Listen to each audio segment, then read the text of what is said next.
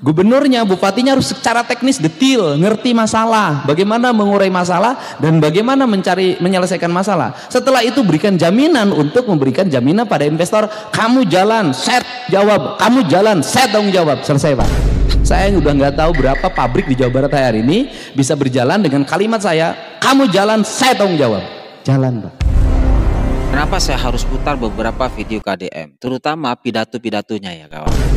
Kalau dilihat dari kepentingannya terkait kemajuan Jawa Barat, dampak yang bisa saya rasakan dengan adanya kemajuan Jawa Barat, kebijakan-kebijakan Kang Deddy Mulyadi ini, tentu hampir tidak ada yang bisa saya dapatkan kawan.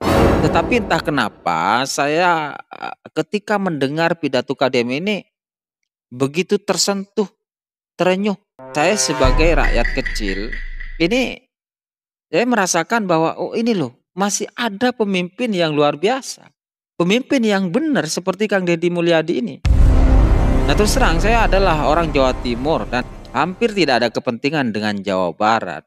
Tetapi di sini saya harus up pidato KDM ini ya paling tidak ya untuk memotivasi gubernur-gubernur, para pemimpin-pemimpin yang ada di Indonesia ini. Terutama Gubernur Jawa Timur. Kita lihat ya, ini pidato KDM yang luar biasa menurut saya. Istirahatkan.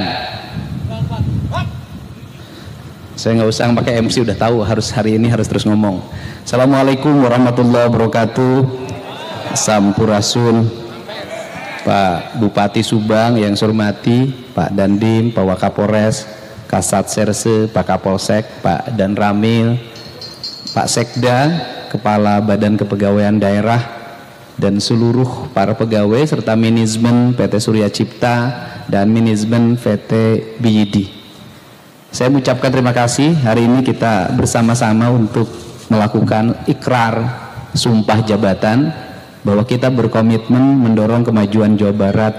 Pertama, meninggalkan berbagai ego yang bersifat personal, kemudian masuk ke wilayah tujuan dan cita-cita kita. Semua orang harus bekerja yang baik, maka tidak ada kalimat jam kerja. Jam kerja itu formal. Saya tidak penting jam kerja Pak. Kenapa? Kita bisa masuk jam 7, keluar jam 3. Tapi itu semua tidak ada arti kalau tidak ngapa-ngapain. Yang diperlukan tuh langkah-langkah out of the box, menyelesaikan problem. Saya tugas kepala PU. Masuk ke sini, saya tadi lihat jalan bergelombang. Kemudian ini kawasan industri. Jangan sampai ada persepsi di mata publik investor Indonesia dan investor nasional, pemerintah Indonesia, pemerintah Jawa Barat, pemerintah Kabupaten Subang tidak memperhatikan pertumbuhan ekonomi. Sehingga masuk kawasan industri jalannya bergelombang. Saya minta kepala PU nggak usah ngomong proyek, kita cari duitnya, dalam waktu 2 minggu jalannya sudah rapi, berbeton dan dilebarkan. Itu cara kerja. Ini cara Pak. Yang kedua, kalau saya tidak berimajinasi lawan premanisme, lawan ormas-ormas yang menjadi alat bagi orang, gitu kan, yang sifatnya preman. Bukan ormas dilawan, tidak. Ormas baik juga banyak. Tapi ormas yang sifatnya preman. Ya, sifat preman ini ya harus dilawan, jangan dibiarkan. Kenapa selama ini mereka berani? Karena semua orang takut. Kenapa semua orang takut? Nggak tahu. Takutnya kenapa? Kata orang Sunda, tong ingis ku bisi, tong rempan ku sugan. Dari dulu orang takut sama kunti. Dari dulu orang takut sama genderuwo. Dari dulu orang takut sama kelong wewe. Pertanyaannya adalah, ada nggak orang yang mati dimakan kunti? Kan nggak ada. Nah, ketika pemerintah mengambil tindakan, ketika pemerintah memutuskan, ternyata nggak ada tuh, bisa selesai, rapi, tertata, beres. Nah ini diperlukan cara tindak out of the box untuk melakukan tindakan dan mengambil resiko dari sebuah tindakan. Maka saya memilih menjadi pemimpin yang mengambil resiko terhadap setiap tindakan. Nah karena mengambil resiko, konsekuensinya dalam pikiran kita hanya satu, mengabdi, titik. Nggak udah lagi ada yang berpikir yang lain, sudah mau apa lagi. Nah karena itu, maka dari sekarang, saya tadi ngomong kepala Satpol PP. Saya bilang gini, saya nggak mau lagi ada pegawai numpuk. Saya tuh paling nggak suka lihat pegawai datang gubernur penuh. Ngapain? Artinya kalau setiap pemimpin datang di situ penuh dengan pegawai, itu cermin pegawai nggak ada gawainya. Harusnya apa? Nggak usah penuh. Orang sudah ada jobnya masing-masing. Itu saking nggak ada job. Nah, kenapa saya kalau melakukan tindakan pembongkaran dan sejenisnya nggak mau ngelibatin banyak orang? Karena terlalu banyak orang yang ngumpul dibanding orang kerja. Bongkar bangunan, ASN penuh. Tapi lu nggak bongkar sama Satpol PP. Satpol PP nanti mau palu-palu aja. Kan ini mindset. Saya sudah membangun mindset dari dulu. Oh, kalau pergi ke sini harus bawa palu, harus bawa gergaji, harus bawa. Ini yang dibutuhkan. Nah, jadi kita bergerak itu berdasarkan kebutuhan. Nah, sekarang tahap pertama kita adalah premanisme di kawasan industri sudah clean, sudah bersih. Tahap kedua adalah infrastruktur. Tahap ketiga adalah pegawai negeri, pejabat negara, siapapun dia tidak boleh menjadikan industri menjadi objek untuk cari duit. Tapi dia harus didorong untuk berjalan dengan cepat, berproduksi dengan cepat, melahirkan orang untuk bekerja. Kenapa? Karena pemerintah tidak bisa nyiapin lapangan kerja dalam jumlah banyak. ASN ada batasannya, P3K ada batasannya, dan kemudian negara juga ada batasannya. Karena keuangan kalau disedot oleh pegawai terus, kapan membangunnya? Maka yang berikutnya adalah mendorong lapangan kerja. Di mendorong lapangan kerja ini, maka tugas negara satu, mempermudah regulasi, jangan dipersulit. Perizinan harus cepat. Bila perlu orang nggak ada konsultan, siapin konsultannya oleh pemerintah. Itu caranya. Nah, kemudian rapat-rapat harus diperpendek, harus dipercepat. Lahir keputusan harus cepat. Gubernurnya, bupatinya harus secara teknis detail, ngerti masalah, bagaimana mengurai masalah dan bagaimana menyelesaikan masalah. Setelah itu berikan jaminan untuk memberikan jaminan pada investor, kamu jalan, set jawab, kamu jalan, set tanggung jawab. Selesai, Pak. Saya udah nggak tahu berapa pabrik di Jawa Barat hari ini bisa berjalan dengan kalimat saya, kamu jalan, set tanggung jawab. Jalan. Pusingnya industri oleh siapa? Datang kelompok orang, 10 orang, ngajukan audiensi. Ini masalahnya ini, lama. Besoknya datang lagi, audiensi lagi. Ini lagi masalahnya, lama. Masalahnya tidak selesai, audiensinya menghabiskan masa orang untuk waktunya untuk bekerja. Karena di Indonesia ini problemnya satu, bekerja itu mudah di Indonesia itu. Yang susah itu adalah menanggapin orang yang mengomentari orang kerja. Itu Indonesia. Untuk itu harus jalan. Dan yang berikutnya saya ucapkan terima kasih pada Pak Dandim, Pak Dan Ramil dan seluruh jajaran yang berikan supporting terhadap perjalanan industri ini. Dan saya juga mengucapkan terima kasih pada jajaran Polres Subang, Pak Waka, Pak Kasat Serse yang melakukan tindakan-tindakan cepat dalam menangani aksi premanisme. Kalau di tempat lain hanya ditahan kemudian pulang lagi, di sini P21. Artinya bukti premanismenya bisa diuji di pengadilan. Tepuk tangan dong, ini keren. Kenapa? Saya udah ngomong tadi ke teman-teman Kemenko Polkam. Saya bilang kalau tidak berproses P21, maka dilepas lagi, berarti premanisme bukan pidana. Ini catatan penting. Loh, kalau bukan pidana ngapain ditangkap? Ditangkap ini berarti ada unsur pidana. Nah, tetapi pemerintah harus memikirkan. Memikirkannya apa? Mereka yang tidak terbukti pidana tapi ikut-ikutan bergelombol dengan mereka menjadi preman, berarti pemerintah harus membuat ruang kesadaran. Maka nanti barak militer, barak Polri itu adalah barak untuk merubah pikiran manusia jadi dari buruk jadi baik. Dan kita juga harus mendorong dia untuk bekerja dan menyiapkan lapangan kerja. Karena premanisme bisa lahir juga karena ketidaktersediaan lapangan kerja. Sehingga nanti mereka cocoknya lapangan kerjanya apa? Kalau misalnya gagah, orangnya pemberani, nekat, ya jadi security. Kan bisa jadi nanti preman-preman yang gagah pemberani itu ya sudah didik jadi security. Jadi tenaga pengaman resmi, dilatih oleh negara, dididik. Nanti bisa jadi kalau sekarang banyak anak-anak sekolah lulusan barak TNI, kemudian di sekolahnya sekarang jadi duta kedisiplinan, kemudian jadi duta paskibra, ya nanti preman-preman direkrut, kemudian dididik, mereka menjadi duta keamanan negara. Tetapi bukan orang nggak berguna jadi duta, tapi yang disebut duta itu adalah mereka bisa dididik, dilatih, diarahkan dan memiliki profesionalisme sebagai seorang security. Kan keren. Nah, ini kan penting. Nah, kemudian termasuk juga di dalamnya keamanan perbankan. Kan saya otokritik ke Pak Dirut. Jadi Kasat Serse ini ke saya menyampaikan bahwa dia sudah meminta untuk menyerahkan barang bukti ini ke kepala cabang.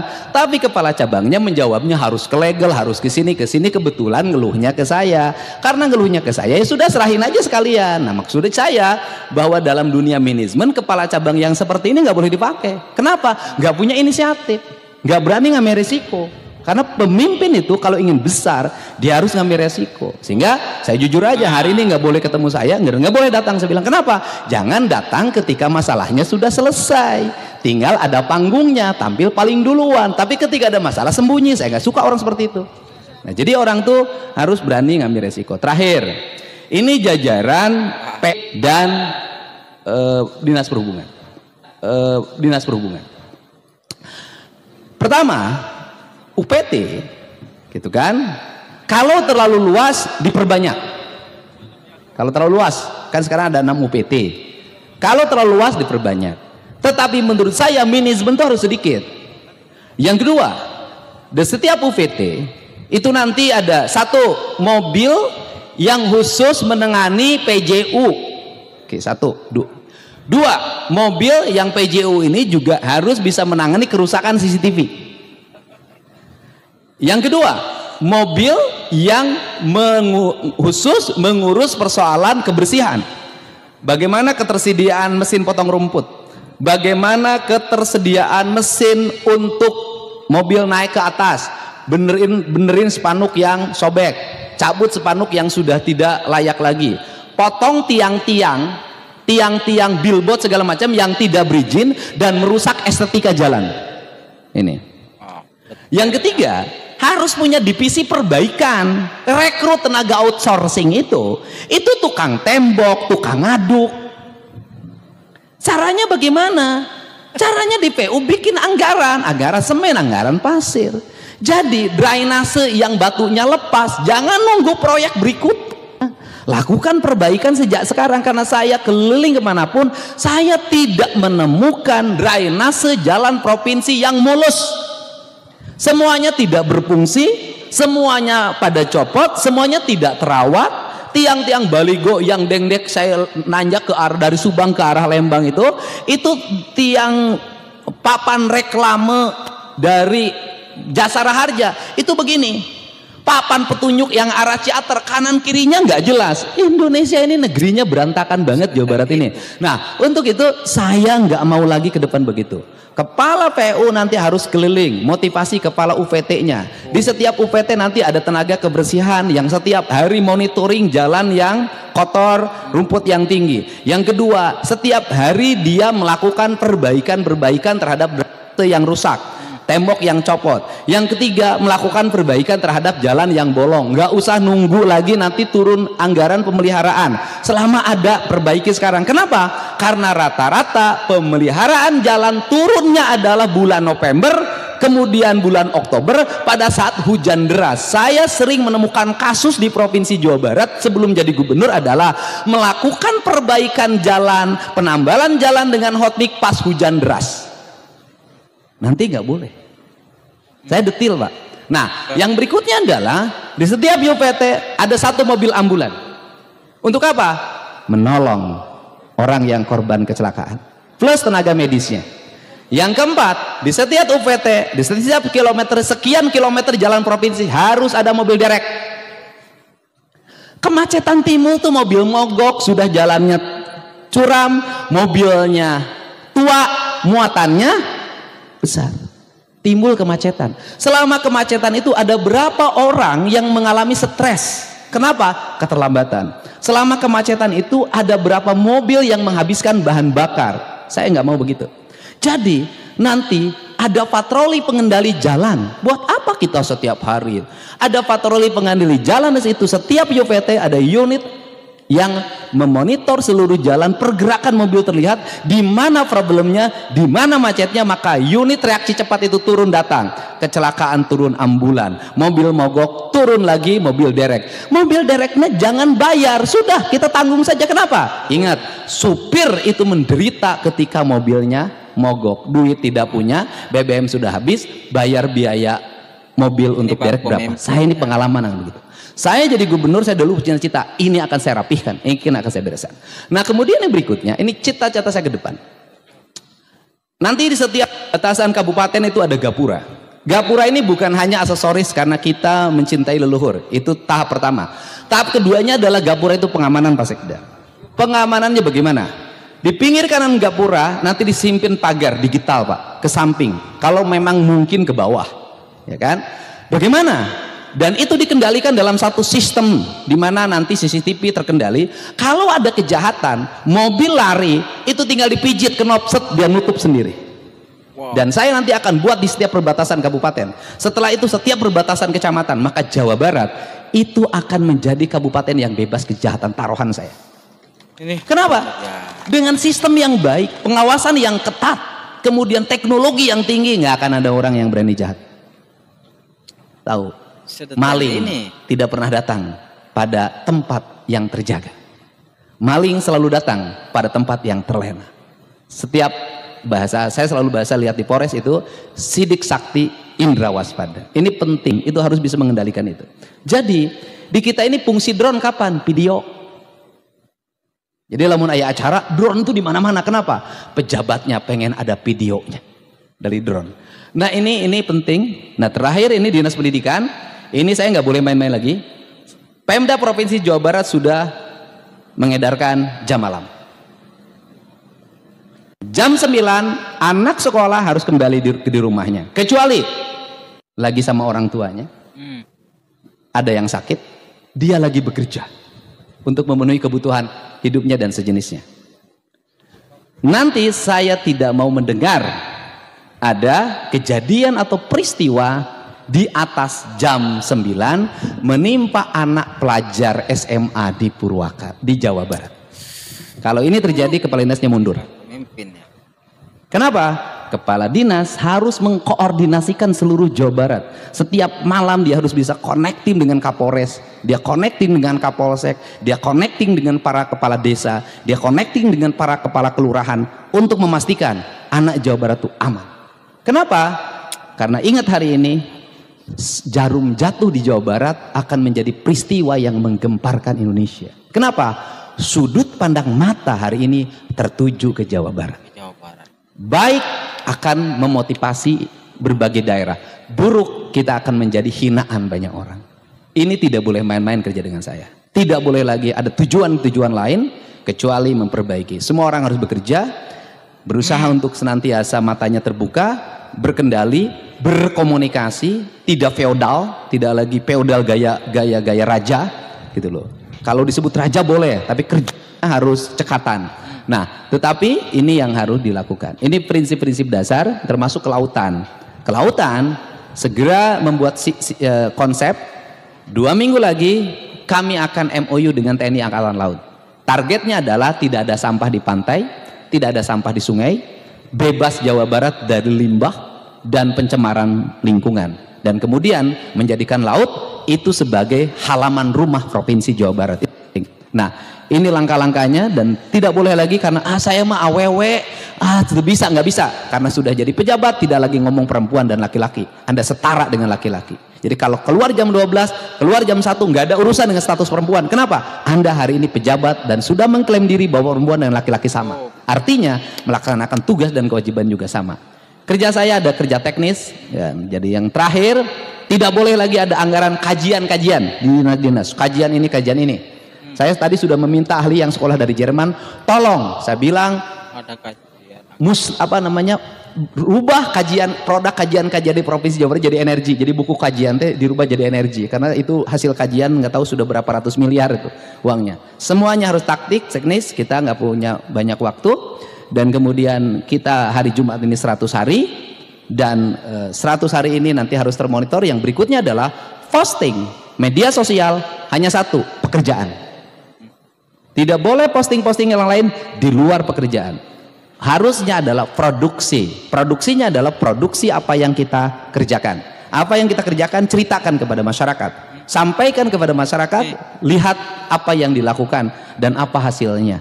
baik dan buruknya masyarakat yang menilai. Oh iya, transparan. Untuk itu saya ucapkan terima kasih, selamat bekerja. Bekerjanya mulai detik ini Anda sudah bekerja, lakukan langkah-langkah cepat dan penanganan. Tak ada waktu lagi kita untuk leha-leha, rileks, santai, karena dibimbing dengan saya berarti diajak untuk berlari. Dan kemudian apakah kita memilih berlari atau maraton? Saya milih berlari saja. Kenapa? Maraton nanti takut ketinggalan. Dan apakah berlari akan kehabisan napas? Tidak. Ya. Karena kita adalah energinya energi alkalin, bukan energi batu baterai yang mudah rapuh dimakan oleh hujan. Terima kasih. Wallahu muwaffiq ila aqwamit thoriq. Assalamualaikum warahmatullahi wabarakatuh. Ya Allah, ini luar biasa ini ya. Beginilah ketika pemimpin ini betul-betul bekerja. Dan kita bisa membayangkan nanti beberapa tahun ke depan ini Jawa Barat seperti apa ya. Kalau Pemprovnya ini betul-betul bekerja sama dengan baik dengan Kang Deddy Mulyadi. Dan ini sebuah kesempatan bagi Provinsi Jawa Barat untuk berbenah dan memperbaiki sistem-sistem.